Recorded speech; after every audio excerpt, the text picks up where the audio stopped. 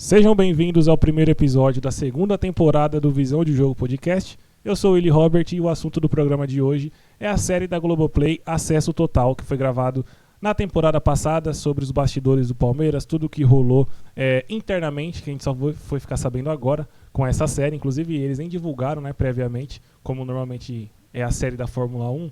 Esse Acesso Total tem suas similaridades. É uma série muito legal, muito bacana, divertida de assistir, interessante. Alguns pontos que talvez a diretoria do Palmeiras tenha tesourado, porque tem alguns pontos ali que falta informações importantes, mas de modo geral é uma série muito boa. A gente vai estar comentando aqui com toda certeza, com 100% de spoiler sobre tudo que está rolando aqui, sobre tudo que rolou nessa série. Mas antes de começar o programa, quero agradecer a você que se inscreveu na última semana, deixou seu like, compartilhou com os palmeirenses. Você que fez isso, peço que repita. Você que não fez, eu peço para que faça compartilhamento, deixe seu like e se inscreva. Visão de Jogo Podcast é um podcast que eu tenho feito semanalmente. Vai continuar esse ano aqui para essa segunda temporada, semanalmente. Vou estar falando aqui sobre os jogos do Palmeiras normalmente. Obviamente agora sem os jogos, vou estar comentando sobre esse tipo de coisa. Semana que vem já vou estar comentando sobre Copinha, porque o Palmeiras joga na segunda-feira e na quinta. Provavelmente eu vou ir nesses dois jogos, se não chover, sair do trampo, vou estar indo para essas partidas. Vai dar para ir, porque a Arena Barueri fica ao lado do meu serviço. E vou estar conseguindo acompanhar, postando provavelmente nos shorts ou até algumas coisas aqui no próprio podcast. Eu vou estar pensando ainda durante a semana. E vou estar comentando sobre a Copinha, algumas contratações que estiver vindo. Tá próximo de fechar o Marlon Freitas. Se vai fechar ou se não, a gente não sabe, porque tá enrolando alguma coisinha ainda. Mas os podcasts, até voltar de fato, que era, se eu não me engano, no dia 10 de janeiro, 10 ou 15 de janeiro, agora não lembro a primeira rodada do Paulista, vou estar comentando sobre esse tipo de coisa. Beleza? Vamos lá pro primeiro episódio dessa série. A série se inicia logo na eliminação da Copa do Brasil contra o Corinthians. E já começa, para quem já acompanha há um bom tempo, vai achar que é ser muito crica com o Abel. Mas a coisa que eu percebi logo no primeiro episódio, que começa logo após a eliminação contra o Corinthians, com torcida xingando, com protesto, com tudo aquilo que foi, ele foi discursar logo após a partida com um sorrisinho de canto de rosto, assim, como se totalmente diminuindo a eliminação, minimizando, é a palavra correta, a eliminação, como se fosse uma partida comum, uma partida normal. Foi dar um discurso lá falando sobre as partidas, que foi um jogo atípico, que era para vencer e tal, não sei o quê. O mesmo papo de sempre. Para quem assistir a série vai entender, vai ver que todo o discurso dele é voltado sempre a vencer, vencer, vencer. Só isso. Não tem conteúdo tático, não tem conteúdo muito futebolístico da coisa. É muito mental de tentar levar algo positivo, de vitória, vitória, vitória. Pouco futebol. Mas ainda vou estar comentando mais esse pequeno tópico durante aqui o podcast. E aí ele foi discursar, deu esse sorrisinho de canto de boca, assim, meio que tanto faz, tanto fez.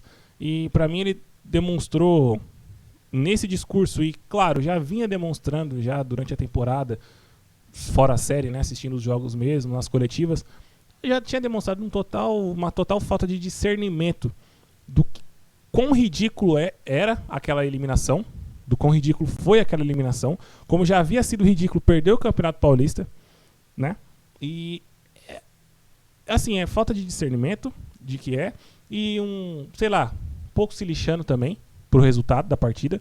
Ele que fala tanto em vitória, demonstrar nas coletivas, no próprio discurso do vestiário, pós-jogo, durante o jogo mesmo, um descaso. Eu acho que é considerado, pra mim, um descaso com o próprio torcedor, porque essas coisas acontecem justamente nos clássicos, Nas partidas contra times pequenos, ele é um leão.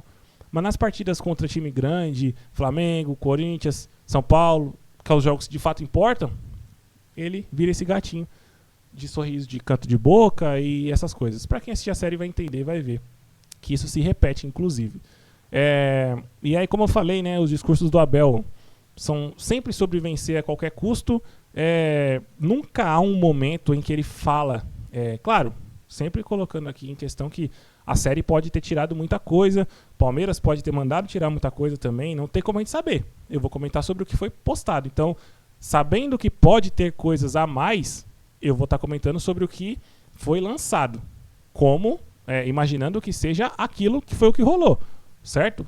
Então, assim, que nem eu vou falar aqui, não há um momento em todos os discursos que foram postados na série onde o Abel fala para o time jogar futebol, onde o Abel tenta privilegiar os melhores jogadores, tenta elogiar, tenta elevar o moral do time a partir do jogo de futebol. É sempre a partir de resultado, é sempre pensando, vamos vencer a qualquer custo, não importa, temos que vencer, tem que sair com os 3 pontos hoje. Sempre. Ou seja, ele que nos diz tanto que os torcedores são resultadistas, a imprensa é resultadista, nunca se olha para o desempenho, nunca se olha para o trabalho ao todo. Ele, para os próprios jogadores, passa essa informação, passa essa ideia.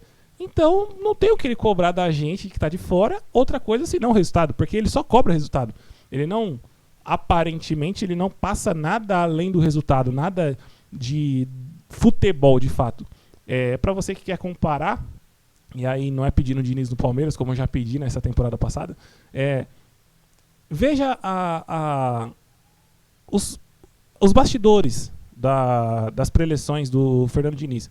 O quanto ele valoriza o futebol, o quanto ele valoriza os jogadores, pede para os jogadores valorizarem a bola, não necessariamente a posse de bola, mas valorizarem a bola, terem o controle do jogo a partir do futebol jogado, independente do resultado.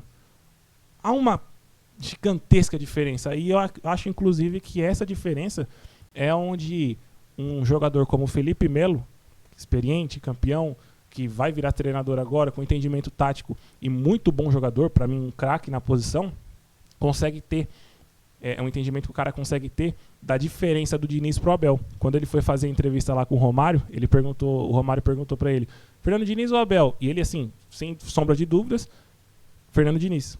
Talvez essa seja a diferença. Uma delas, claro, não é uma só, né? Mas é valorizar o futebol e não só o resultado.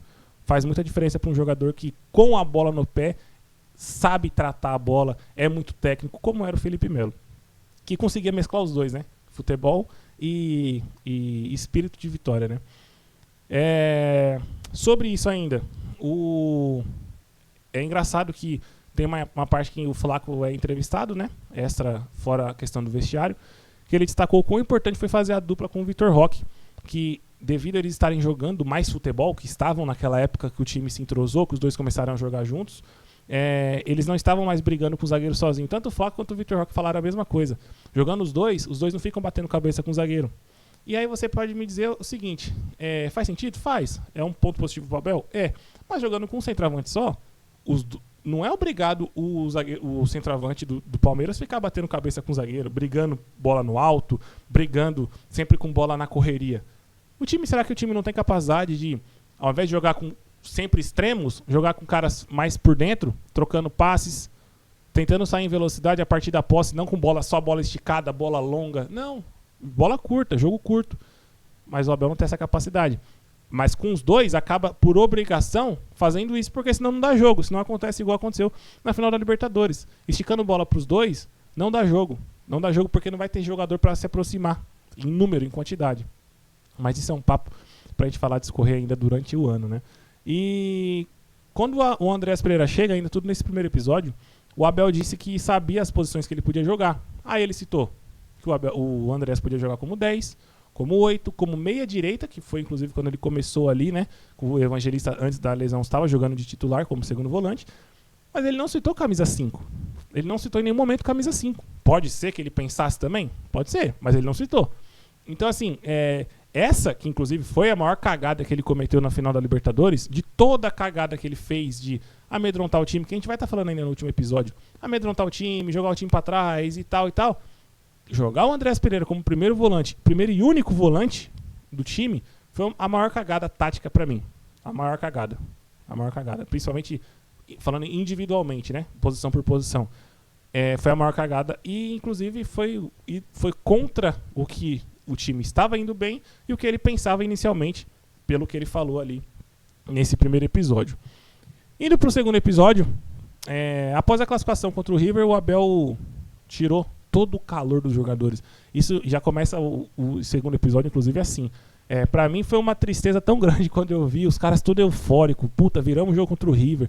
Ganhamos bem lá, ganhamos bem aqui, jogando bem, viramos o jogo. O Flaco e Vitor Roque jogando muita bola. Mano, o que o cara foi falar no vestiário? Ao invés dele citar, né, o futebol jogado, como eu tô falando aqui, a dupla de ataque, ou outra coisa que seja, mas valorizar o futebol jogado. Ele fala que a única coisa que traz calma é a vitória e nem sequer cita o futebol bem jogado que o Palmeiras vinha praticando e praticou contra o River. Ou seja, toda a euforia, todo o calor que os jogadores estavam lá em cima, que é sim positivo, Abel Ferreira. Ele fala que a euforia muitas vezes é ruim, mentira. Você tem que saber lidar com ela. Mas a euforia, um calor de um pós-jogo no vestiário. Uma coisa é você esfriar o time no outro dia, no treinamento, o time já tá concentrado para um outro jogo. Mas, no pós-jogo, no vestiário, cara, os jogadores lá com a moral lá em cima, lá jogando bem. Aí o cara me vem e fala assim, o capetinha que fica no ouvido de vocês vai falar que já tá tudo ganho, que não sei o que lá, mas calma, que a única coisa que nos traz calma de verdade é a vitória. Como se o Palmeiras estivesse jogando muito mal e perdendo os jogos. Não, o Palmeiras vinha jogando bem e numa sequência muito boa de vitórias, inclusive passando por uma semifinal de Libertadores. O cara, em vez de dar moral pros jogadores, ele faz rebaixar o cara, rebaixar o nível de alegria, de felicidade em jogar futebol. O Abel é contra o futebol. É isso que pega. Ele é contra o futebol. Bem jogado, bem praticado. E por isso que não dá certo com um elenco que tem bons jogadores, né? É uma coisa que há de se reparar. Quando tem bons jogadores, não consegue fazer esses bons jogadores jogarem futebol. E aí nessa... dele não citar bom futebol jogado, sempre valorizar apenas o resultado. Depois da derrota para o Bahia, ele voltou a falar de resultado. E é engraçado, como eu falei sobre o primeiro episódio, depois é só nós que olhamos para o resultado, né? Depois ele vem na coletiva cagar a regra, dizendo que os jornalistas não entendem de futebol, que os torcedores que criticam não entendem de futebol, porque só olham o resultado. Sendo que ele, no vestiário, ele tá falando isso. Ele tá tirando totalmente a alegria dos jogadores em jogar futebol e pensando única e exclusivamente no resultado. O quão positivo ou negativo isso pra mim, acaba demonstrando na fisionomia dos próprios jogadores no final da temporada, antes de perder os campeonatos, mas ali entre partida contra a Vitória, contra o Fluminense, na apatia que eles estavam, porque fica muito sobrecarregados. Ele sobrecarrega os jogadores de uma forma que, sei lá, se ele estava pensando em fazer o contrário, eu não sei, aí tá na cabeça dele. Mas essa é uma estratégia totalmente equivocada. Totalmente equivocada, porque é um jogo de futebol. O resultado, no final das contas, sim, é o que mais importa. Só que existem métodos para se chegar ao resultado, isso é óbvio. Isso é mais claro que isso, né? Todo mundo entende isso. Existem métodos. O método que o Abel usa é totalmente equivocado para o time do Palmeiras. Talvez se ele treinasse o Vitória, talvez se ele treinasse o Goiás, talvez se ele treinasse outro time, um time pequeno, fosse correto. Aí sim. Mas para o Palmeiras, para um Flamengo, para um Cruzeiro, para um time grande, com investimento e obrigação de vencer, obrigação não só de vencer, mas de jogar futebol, esse método que ele utiliza é equivocado. É totalmente equivocado. E os resultados por si demonstram isso, né? Os resultados por si demonstram isso. E a apatia dos jogadores no final, mais ainda. O Paulinho teve uma pequena participação nesse segundo episódio. Ele apareceu reclamando ali do tempo de recuperação, da sua lesão, reclamando com o médico, né? Inclusive, não sei se foi cena ou se foi uma reclamação oriunda, mas assim, oriunda. Uma reclamação, oriunda não é a palavra, uma reclamação honesta. Honesta seria a palavra correta. Mas ele apareceu dessa maneira, reclamando, e engraçado que esses dias agora, né, passados, ele respondeu os torcedores no Instagram, dizendo que seguia o procedimento do clube. Os torcedores estavam cobrando quando queria voltar, por causa que postou uma foto lá com o joelho todo... O joelho dele estava inchado, abaixo do joelho, né, entre a canela e o joelho, ele estava com um inchaço. Ele disse que vai ficar com isso para sempre, por causa dos procedimentos cirúrgicos, da cicatrização lá e tal, não sei o quê. E falou que está seguindo o procedimento do clube. Só que é engraçado que... eu não sei se ele está jogando a responsabilidade para o clube, se isso é uma estratégia, se ele só respondeu por responder. Mas eu acho que ficar saindo para rolê... Ficar em noitada, não sei se ele bebe ou não, mas independente, você perdendo noite de sono, você desregulando o sono, jogador de futebol já tem um sono desregulado, mas uma coisa é você estando acompanhado por todo o corpo médico do clube, certo? Com alimentação certinha, não tô falando que ele não se alimenta direito, deve se alimentar, até porque o bicho tá bombado. Mas uma coisa é você estar seguindo o cronograma de jogos, né? Treino e jogo do clube, outra coisa é você estar fora, indo pra noitada, certo? Que são procedimentos, são horários totalmente distintos.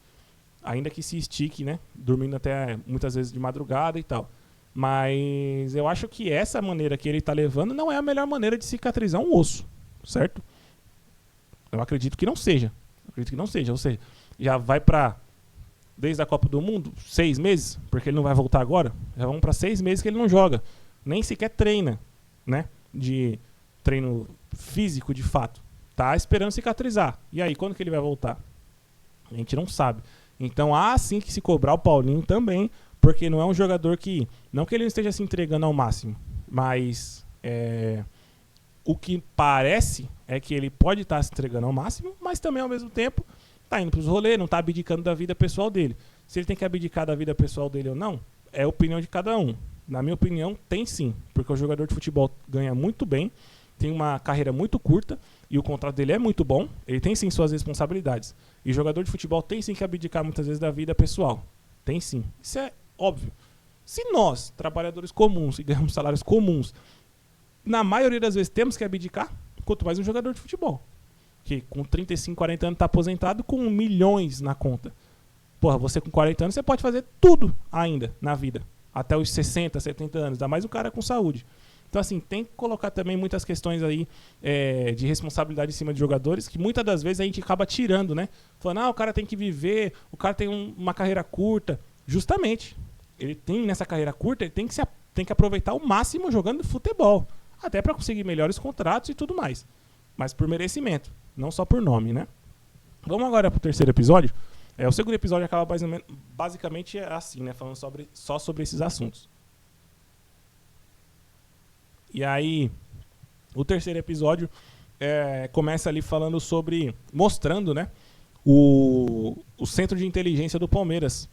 Como que é o processo do centro de inteligência do Palmeiras? Eles, num pequeno trecho que aparece, né, no início do episódio, eles gravam um jogo na partida contra o Bragantino. O Palmeiras faz 5-1 no Allianz Parque. Eles gravam um jogo lá de cima, nos jogos do Allianz Parque, eles gravam um jogo e editam umas partes táticas. Aí eu já não sei se eles editam antes de descer para o vestiário, ou se eles editam depois com o Abel escolhendo, ou se eles estão já conversando no rádio lá, porque é tudo interligado, eles ficam, né, em comunicação constante. E aí eles editam essas partes táticas para o Abel apresentar para os jogadores durante o intervalo.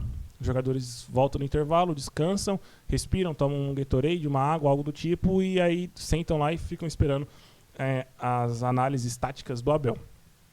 Assim, aparentemente, os jogadores entendem o que o Abel tenta explicar e tentam replicar o que o Abel pede, aparentemente, porque muitas das vezes deu para perceber os jogadores, o Abel, antes de perguntar ou perguntando, os jogadores já se prontificando a responder.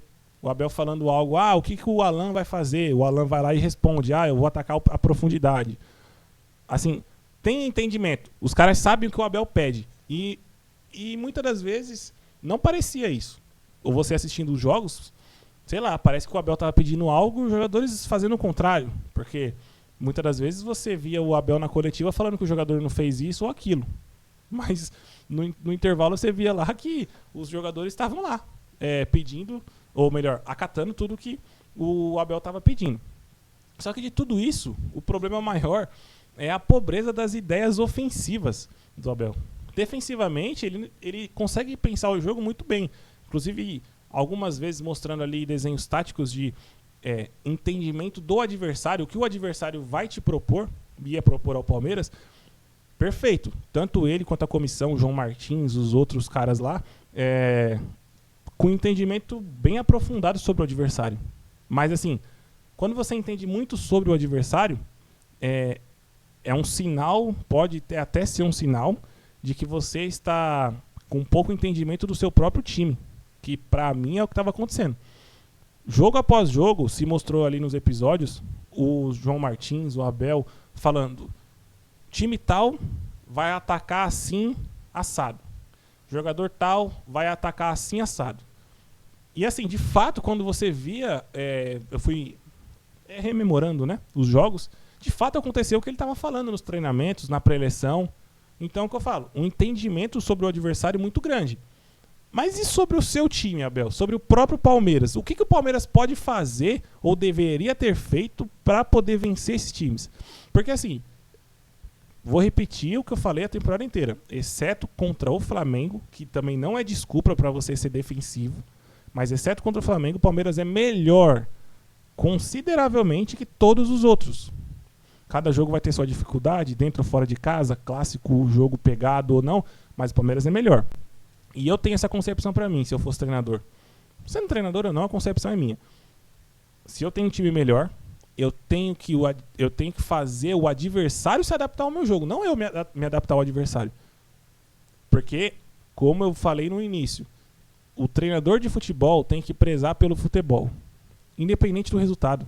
Esse é um método para você buscar o resultado. Esse é um método, prezar pelo futebol. Se vai se expor, se não vai se expor, isso é um outro problema. Que dá sim para você buscar um equilíbrio e encontrar um equilíbrio. Até porque o próprio Palmeiras, do próprio Abel, já foi muito equilibrado. Mas essa postura que ele tem, para mim, é totalmente errada. De pensar no adversário primeiramente. O Palmeiras é melhor, cara. Uma coisa é você jogar contra o Chelsea no Mundial e você olhar e falar assim, não, de fato, o Chelsea é melhor, tá bom. Ainda que não seja toda essa diferença que se gritam aí, mas o Chelsea é melhor.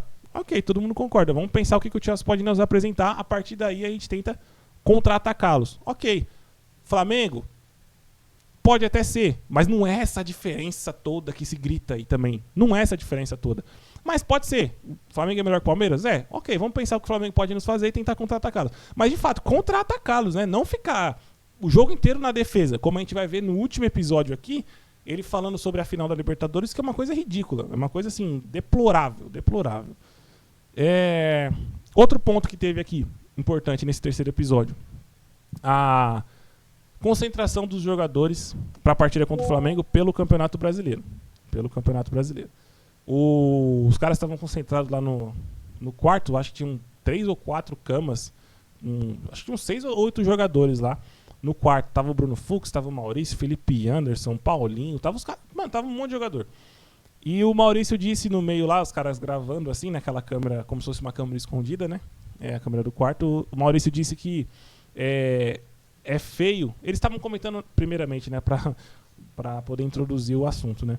Os jogadores estavam lá comentando sobre quanta pressão o árbitro sofreria no jogo de amanhã, que seria contra o Flamengo. E aí o Maurício pegou e falou que é muito feio que os jogadores brasileiros fazem de ficar todo lance, todo apito do árbitro ficar em cima do árbitro. E aí o Bruno Fux soltou uma interessante, que todo mundo sabe o que acontece, mas quando o jogador fala, você fica mais abismado, né?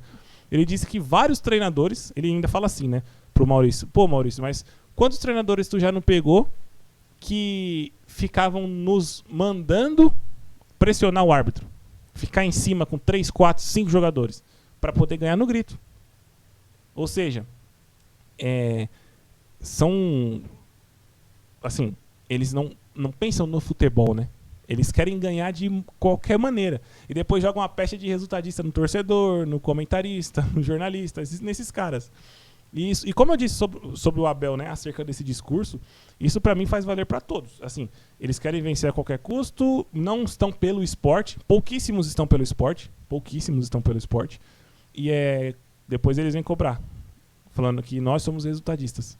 Então, assim, internamente, nos bastidores acontece muita coisa que a gente não tem a mínima noção. E é bom desses documentários porque a gente vai entendendo basicamente o que esses caras são de fato como pessoa. Porque ali, internamente, eles estão mostrando, são profissionais, estão atuando como profissionais, mas eles não estão à frente das câmeras. Eles estão falando como pessoas profissionais, não pessoas da mídia.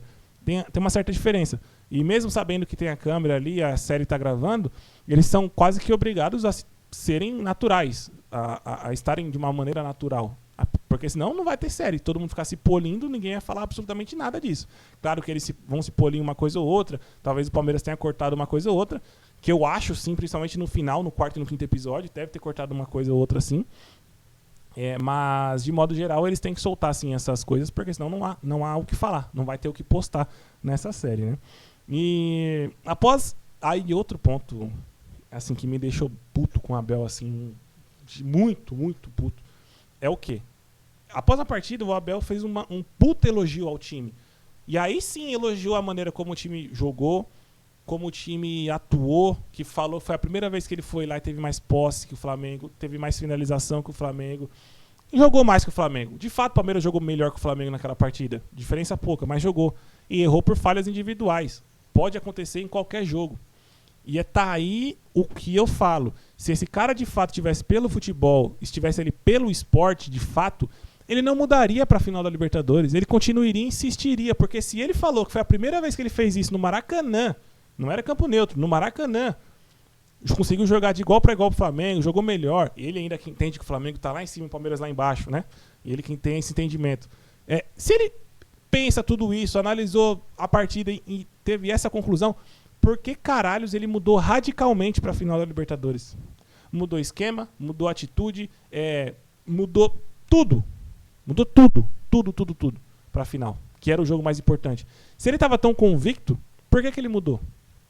Essa é uma pergunta que nenhum jornalista puto faz. Por isso que são desqualificados e muitas das vezes toma patada de treinador, toma baile de treinador, como o Abel, que é arrogante.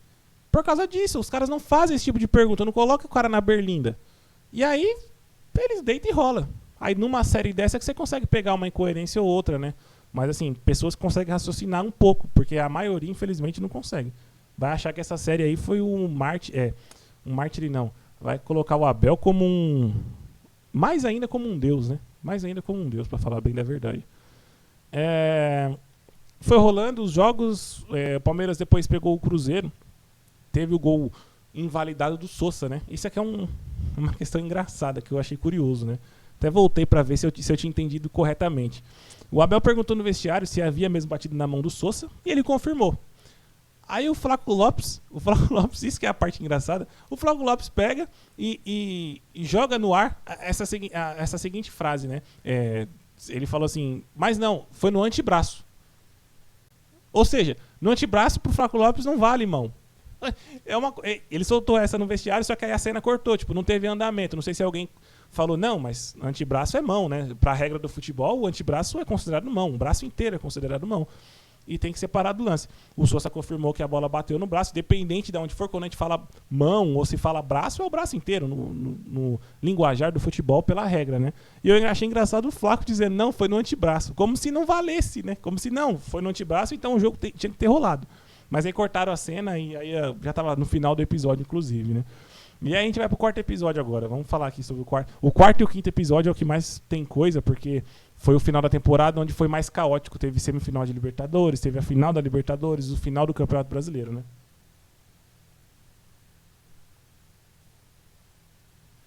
E aí, eles focaram muito no início do quarto episódio na eliminatória com a LDU. E também nos 5 anos do Abel, né? Que logo após a eliminatória, o Abel completou os 5 anos de Palmeiras. E o Abel. E o episódio mostrou, pra mim, nos mostrou uma confiança geral na comissão técnica. Uma confiança, assim, da diretoria, dos jogadores. Assim, uma confiança muito grande. Inclusive, coisa que, por vezes, olhando de fora, não parecia. Parecia que os jogadores estavam com dúvida, muitas das vezes a Leila com dúvida, o Anderson Barros com dúvida, assim, o Anderson Barros nem se comunica, né? Mas assim, imaginando a diretoria, porque devido ao desempenho, alguns resultados. Mas, olhando internamente, os bastidores, pode ter sido uma cortina de fumaça, né? Pode ter sido, mas a gente não vai saber nunca isso. Eles não vão, nunca eles vão contar, né? Talvez algum jogador quando aposentar, eu acho que o Felipe Anderson quando aposentar tem muita coisa pra falar do Abel. Na minha opinião, ele tem muita coisa pra falar. Mas aí vai demorar até ele aposentar, né? Eu acho que nesse começo de episódio foi basicamente isso. Mostrando a confiança que todo o clube tem nessa comissão técnica. E aí tem aí um assunto mais delicado, né? Que foi a partida contra o Mirassol. Na pré-eleição, o Abel disse que o Palmeiras precisava de garra. Ok. O Palmeiras precisava jogar como equipe. Ok.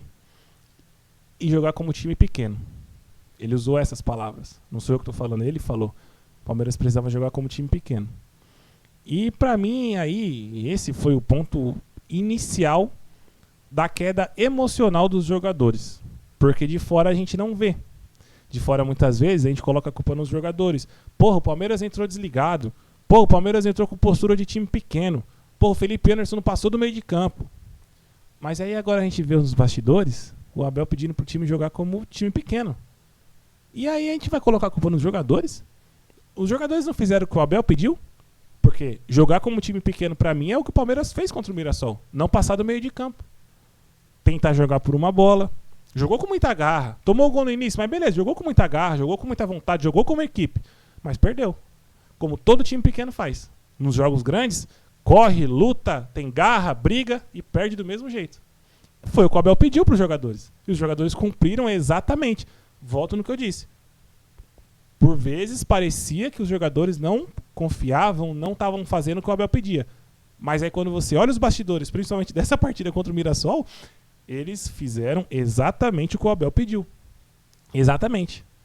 E, assim, é engraçado, porque a derrota em si, ela não implicaria em tanta coisa como aconteceu posteriormente. Tinha que ter uma outra explicação para essa derrota contra o Mirassol, porque foi muito esquisita o jeito que os jogadores jogaram. Como eu já mostrei aqui o mapa de calor dessa partida, o Felipe Anderson não passou do meio de campo. O Piquerez, por vezes, tinha mais ataque do que o próprio Felipe Anderson. Na direita, a mesma coisa. Os atacantes totalmente sozinhos. Palmeiras sem trocar passe. Conseguiu arrumar o gol de bike lá do Vitor Roque, assim, na sorte. E tinha que ter outra explicação. E tá aí a explicação. A série nos mostrou. Talvez a coisa mais reveladora da série foi isso. Foi isso. Que pra mim, como eu falei, eu defino aí o ponto inicial da queda emocional dos jogadores. Não a queda técnica, tática, física, não. Emocional. Que, numa reta final de campeonato, tendo que decidir um time grande e tal, faz, se não for a maior diferença, faz muita diferença. Faz muita diferença. E, como eu falei, né? Devido a ele ter falado isso, pra mim, esse episódio comprovou por A mais B, e aí sim, tá comprovado, não tem como tirar, essa é uma conclusão final de como o Abel pensa futebol. Como o Abel pensa futebol. Ele pensa, assim, claro, você vai pegar o acumulado dos episódios, né? Ele falando sobre vencer e tal, pouco sobre futebol, mas esse jogo contra o Mirassol, que assim, como eu falei aqui, independentemente da fase, o Palmeiras é maior que o Mirassol, é melhor que o Mirassol, era líder do campeonato. Não tinha que, de maneira alguma, jogar como time pequeno. De maneira alguma. Não tem, de maneira alguma, tem que jogar como time pequeno. Mas nessa situação é pior ainda. Vou repetir, o Palmeiras é maior, melhor e era líder do campeonato. Não tem o porquê jogar como time pequeno. Não há nenhuma explicação. E aí vocês podem até tentar, você a Belete, cair de paraquedas nesse podcast. Pode até tentar se conversar, dizendo que ele usou essa expressão para determinar que o time tinha que ter vontade, que o time tinha que ter garra. Mas eu não caio nessa ladainha de maneira alguma, porque time grande vence, ele vence e tem tanta vontade quanto o pequeno. Não tem essa de time pequeno ter mais vontade que time grande. Isso não existe, só na cabeça do senhor Abel Ferreira. Porque a realidade é totalmente diferente. Você vai falar que o Flamengo não tem vontade. O Vitória da Bahia tinha mais vontade que o Flamengo de vencer partidas. Não caia nessa, cara. Não caia nessa. Você que é palmeirense, não caia nessa ladainha do Abel. Eu acho que, assim, a diferença que existe do time pequeno pro time grande é a maneira de como eles tentam vencer. O time grande tenta vencer se impondo, jogando futebol. E o time pequeno, por vezes, vai ficar mais retraído, buscando um contra-ataque, muitas vezes praticando um antijogo, que foi o que o Palmeiras fez contra o Mirassol. Ou seja, o Abel inverte os valores. Ele trata o Palmeiras como Mirassol e o Mirassol como Palmeiras. É um jogo mental, como eu já falei no início, é um jogo mental, ele não tem nada de conteúdo de futebol. É muito mental, é muito o que ele tenta trazer para os jogadores, o nós contra eles, que inclusive ele cita na final da Libertadores, é nós contra eles, muitas das vezes ele fica repetindo isso. É igual político. É favorável a ele o nós contra eles. É muito favorável. Porque cria essa expectativa de guerra, de vontade, de briga e tal, como se pro Palmeiras fosse suficiente apenas isso. Ele esquece que os jogadores têm que treinar fundamentos, têm que treinar questões táticas, maneiras de atacar o Flamengo, que é o que faltou, né? E faltou até contra o Mirassol, né? Inclusive. E pra mim aí que tá o problema. Por deficiência tática, por medo, o Abel joga o Palmeiras pra baixo, tanto emocional quanto, consequentemente, tecnicamente, taticamente.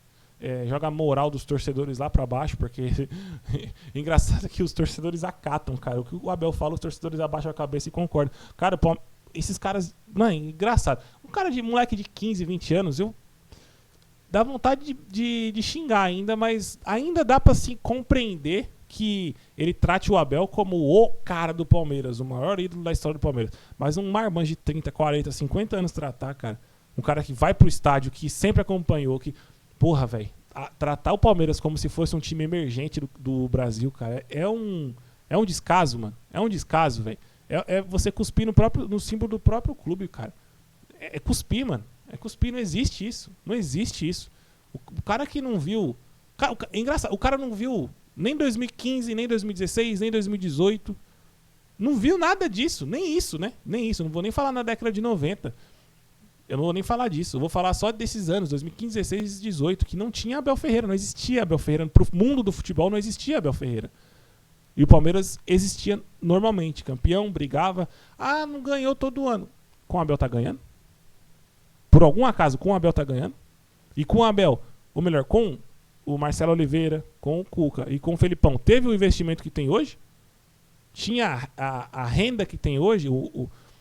Toda a estrutura que se tem hoje, porque o Palmeiras foi construindo com o longo do tempo, a diferença para os adversários era tão grande quanto é hoje, financeira, técnica, mas, infelizmente, para o Abelete só existe o Abel. E se não for o Abel, é o Gilson Kleina. Não existe um meio termo. Não existe ninguém melhor que o Abel.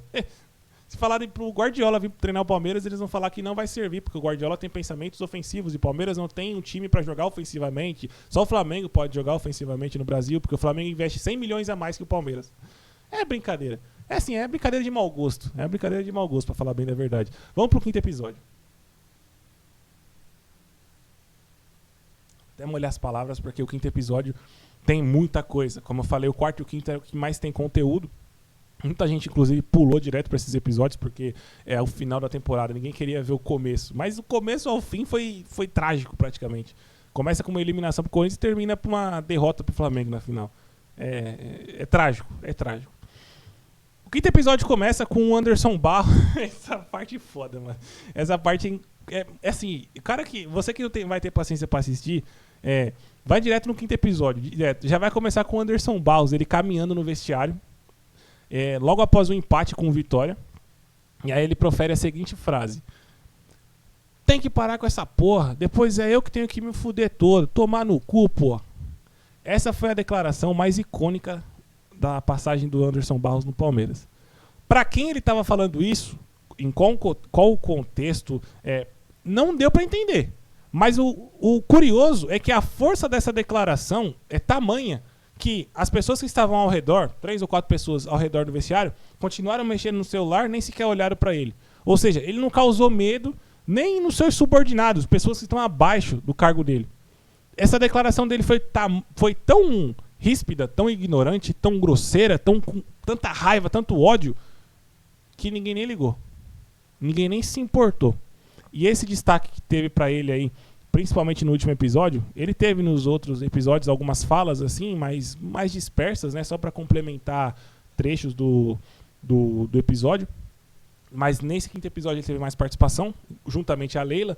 Essa foi a principal declaração dele, assim, eu acho que em todo o programa, né, toda a série e toda a passagem dele no Palmeiras. É engraçado, cara. É pra você dar risada. É pra você dar risada. Não tem o que falar. Não tem o que você falar. É pra dar risada. E não tem, na verdade não tem mais nem o que falar sobre isso. Eu vou passar para outro tópico aqui, que é sobre a Leila. Vejam esse episódio. Vejam a série. É engraçado, cara. É engraçado.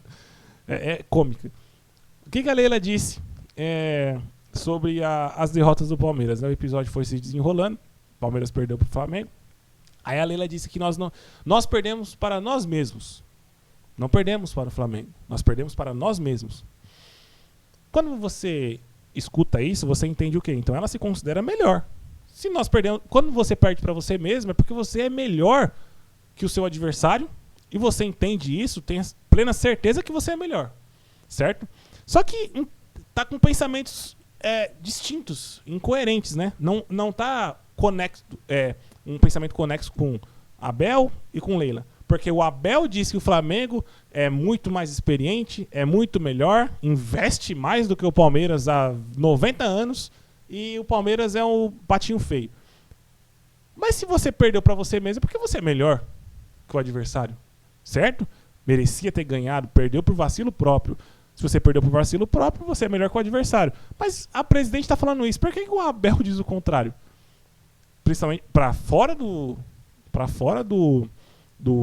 vestiário, né, pra coletiva, ele fala isso, e também internamente. Trata os jogadores dessa maneira. O Abel jogou a toalha lá pros jogadores no vestiário, após o empate com o Fluminense.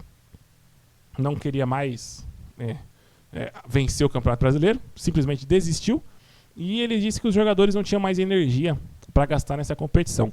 Aí a série, o episódio dá uma cortada, não mostra se ele fala de arbitragem ou não, mas muito provavelmente ele estava querendo dizer a respeito disso. Não posso ser leviano, muito provavelmente ele estava querendo dizer a respeito disso, como ele falou na própria coletiva, só que é uma postura totalmente errada. Eu até no podcast na época eu falei, eu entendo o que ele está querendo dizer, só que ele não pode desistir de fato. Se ele queria fazer um joguinho de cena e tal, ele tinha que ter sido mais claro sobre o joguinho, porque senão toda a torcida, tirando os abeletes, vão ficar contra ele, como ficou, porque não ficou claro. E no final das contas, na verdade, ele tinha jogado a toalha de verdade, de fato. Ele tinha jogado a toalha. Ou seja, errou 2 vezes, né? Ele errou 2 vezes. E ainda fala depois pra partida contra o Grêmio lá, que vamos jogar da maneira que tiver que jogar e tentar vencer. É sempre assim, sempre assim. Não tem futebol, não tem nada. É só assim, tenta vencer e vamos ver no que dá. Nem na Várzea eu acho que tem esse tipo de treinador, cara. Só tenta vencer a todo custo, não dá uma instrução tática ofensiva, né, pro cara falar assim, ataca o espaço, se movimenta, faz 1-2, sai pra correr. Nada, chuta de fora da área, nada, não tem nada, é só defensivo. Meu Deus do céu, é triste demais. Outra coisa, na pré-eleição antes da final da Libertadores, a outra prova, né? O Abel provou que ele é medroso. Sim, eu sempre falo que ele provou, agora é a prova, mas toda vez eu falo isso, já tem essa prova já há anos, né? Há anos se tem essa prova, mas é que cada vez fica mais claro, fica mais evidente, mais vergonhoso pro Abelete defender. Ele provou que é um treinador medroso demais, que ele, na pré-eleição é outra história também engraçada. Ele contou lá a história do jovem lenhador, o jovem lenhador que ficava lá, pim, batendo na... Ele fala assim, né? Tô retratando exatamente o que ele falou. Tentava cortar a árvore lá com várias marretadas. Um jovem lenhador. Pim. Aí chegou o mais experiente. E aí esse experiente disse pro jovem, afia e tente uma só vez. Aí o jovem lenhador foi, pum! Ele contando, é exatamente assim. Foi, pum! Ele conseguiu cortar com uma marretada só e foi feliz para sempre. O que essa história nos conta? Basicamente, exatamente, né? O que foi a final da Libertadores. O que aconteceu naquela partida. O Palmeiras se negou a tentar várias vezes, por medo, não conseguiu afiar a sua pontaria, certo? Foi exatamente o que aconteceu. Ou seja, o Abel, que tinha comentado após o jogo do Brasileirão 3-2, que tinha sido a melhor partida que o Palmeiras tinha feito contra o Flamengo. Se foi a melhor partida que o Palmeiras dele fez contra o Flamengo, por que não repetir, certo? Ele tentou repetir a pior. Foi o jogo que menos tentou, que menos tentou, basicamente, que menos tentou. E essa história é a história do peão medroso, né? Tipo assim, tirando da parte da história que ele conta, jogando pra partida de futebol, quanto menos você tenta, menos chance você tem, cara. Porque não existe maneira de você afiar a sua pontaria sem tentar. Não é como num corte de árvore que se você afiá-la, você com uma chance só, é mais fácil você cortar com ela afiada do que você ficar tentando várias vezes com ela totalmente desafiada. Sei lá se é essa a palavra. Mas é assim que acontece. Agora no futebol é o contrário, né? No futebol você tem que tentar. Por vezes você com uma chance só você ganha a partida, mas são aleatoriedades. E é engraçado que nessa própria série ele fala sobre contar com a aleatoriedade, a sorte e a aleatoriedade está ao meu favor, muitas vezes está contra. E deixa Deus dará. Assim, se Deus quiser vai ser assim, se não também não vou fazer por onde. É esse recado que ele traz para os jogadores, aí fazendo assim, com esse discurso, amedrontando os jogadores, jogando os jogadores para baixo, jogando os jogadores lá pro maior medo possível, né? Porque quando imagina você jogador, tá lá na pré-eleição, o treinador pega e fala assim, você já fez um puta de um jogo contra o Flamengo, perdeu, por falhas individuais. Aí você imagina que o treinador vai falar o quê, né? Não, vamos tentar fazer o mesmo jogo e tentar errar o menos possível para poder sair vencedor. Básico, assim, nada demais. É uma final de Libertadores. Os jogadores, se não tiverem motivados numa final de Libertadores, não tem mais como tá. Aí o cara fala que não, a gente vai fazer o oposto. A gente vai pegar, afiar, sem ter como afiar, né? Porque no futebol afia-se a pontaria tentando várias vezes. Tentar uma vez só. Se conseguir, ótimo. Se não, a gente tentou. Porque esse é o pensamento do Abel. Se ele tentar uma vez só, para ele tentou. É completamente o oposto do que é o futebol.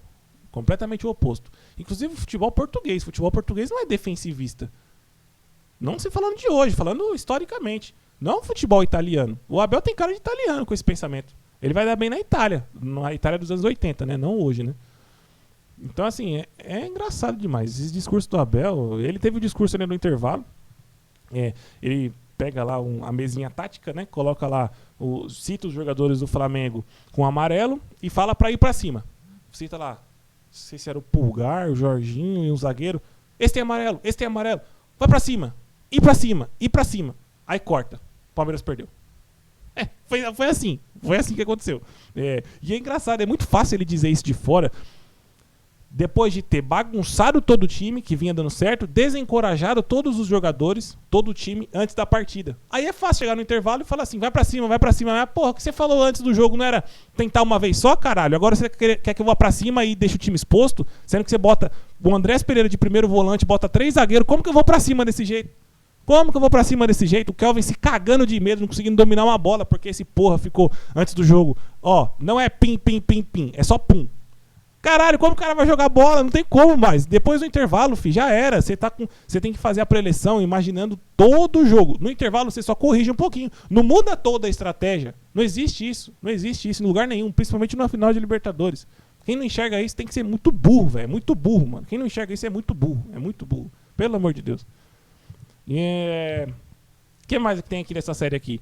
Aí o Palmeiras perdeu, tal. Cagou todo ano já. Tinha perdido o brasileiro já praticamente. E aí a Leila dá a entrevista, né? No final, depois da questão da Libertadores, do brasileiro, a Leila fala lá, né? Tem a parte que ela fala assim, ela diz que eles, jogadores, né? Elenco, comissão, foram incompetentes porque o Palmeiras deveria ter, no mínimo, chutado a gol. E ela usa essa palavra incompetentes. Os meus jogadores foram incompetentes.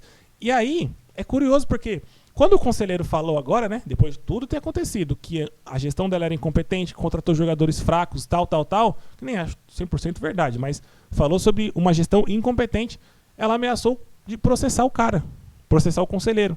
Que é só ameaça, não vai processar porque ela sabe que vai perder se ela fazer um negócio desse. Mas ela ameaçou de processá-lo. Só porque ele chamou ela de incompetente. Agora, ela pode chamar os outros de incompetente, o elenco dela, mas nunca ela. Ela não é incompetente. Os jogadores que ela mesma contratou, a comissão que ela mesma banca, pode ser incompetente. Eu, Leila Pereira, não posso. Eu não posso. É o modus operandi da Sociedade Esportiva Palmeiras, gestão Leila Pereira, Abel e Anderson Barros. Esse é o modus operandi do Palmeiras. Vamos para as considerações finais dessa série. Para mim, essa série é assim, muito positiva por vários fatores. Ela humaniza e aproxima, assim, querendo ou não, a nossa relação com os jogadores, com a comissão. traz um sentimento assim de indignação e até de esperança para a próxima temporada, porque eles dão esse recadinho assim, temporada que vem nós vamos lutar de novo e tal, mas assim, coisas básicas, óbvias, que não é, sei lá. Puta, se fosse um acesso total de 2015, seria um puta de um acesso total do Palmeiras de 2015. Mas esse de 2025, não chove no molho. Traz essa humanização, aproxima, mas também não é muita coisa assim. Você tem que estar com um pensamento muito positivo mesmo. E apagar tudo o que aconteceu, né? Só que eu acho que seria melhor, né? Se as coisas acontecessem no Palmeiras de uma maneira de fato sim mais profissional, com muito mais vontade de se trabalhar e de priorizar o futebol. Para isso o Abel tem que trabalhar, de fato. Não é voltar 2-3 dias depois das férias, enquanto os jogadores já vão estar lá treinando. Não dá desculpas, como ele vive dando desculpa coletiva após coletiva, quando o Palmeiras perde ou quando o Palmeiras ganha e tem erros de arbitragem, sempre tem desculpa. E fazer o time jogar futebol. Essa é a palavra, futebol. Eu vou cobrar, aqui eu vou escolher esperar sim, pela primeira partida. Primeira partida sim vai dizer muita coisa do que o time vai estar trazendo para essa temporada. Vou cobrar, jogo após jogo, cobrar muito. Futebol. Não é resultado. A questão não é resultado. O resultado vem a partir do futebol jogado. Todas as vezes que o Palmeiras ganhou, foi campeão, foi porque teve mais futebol que o adversário. Não foi porque foi roubado, não foi porque teve mais retranca. A gente não é o Corinthians, cara. A gente é o Palmeiras. O Palmeiras, historicamente, é futebol jogado. E o foda é que o Abelete esquece isso, cara. O Abelete esquece ou desconhece. Eu não sei. Fizeram uma lavagem cerebral nesse palmeirense, nesse tipo de palmeirense, nessa espécie de palmeirense. É um completo absurdo. Os caras esquecem que o Palmeiras é a academia, o Palmeiras é o time da Parmalat. Esquecem disso. Inclusive os times que o Palmeiras ganhou aqui com o Abel, que jogavam futebol. Não era um supra-sumo do futebol, mas também porque não tinha jogador qualificado para isso. Mas jogava futebol. Tinha bola no pé, sabia atacar, sabia fazer jogadas. Mas os caras esquecem disso. Apagam a própria história, cospem na própria história do próprio clube, né? Clube que ele escolheu torcer pro resto da vida. Mas é isso. O podcast de hoje foi isso. Esse foi o primeiro episódio da segunda temporada. Como eu falei, na semana que vem vou estar postando algo sobre Copinha, sobre algumas contratações que provavelmente virão, né, por essa semana. Provavelmente, eu até espero que sim. Vai ter alguns shorts dizendo a respeito da Copinha. Vou estar gravando se eu de fato for pro jogo. Mas é isso. Bom final de semana. Curtam, compartilhem, se inscrevam no canal e valeu.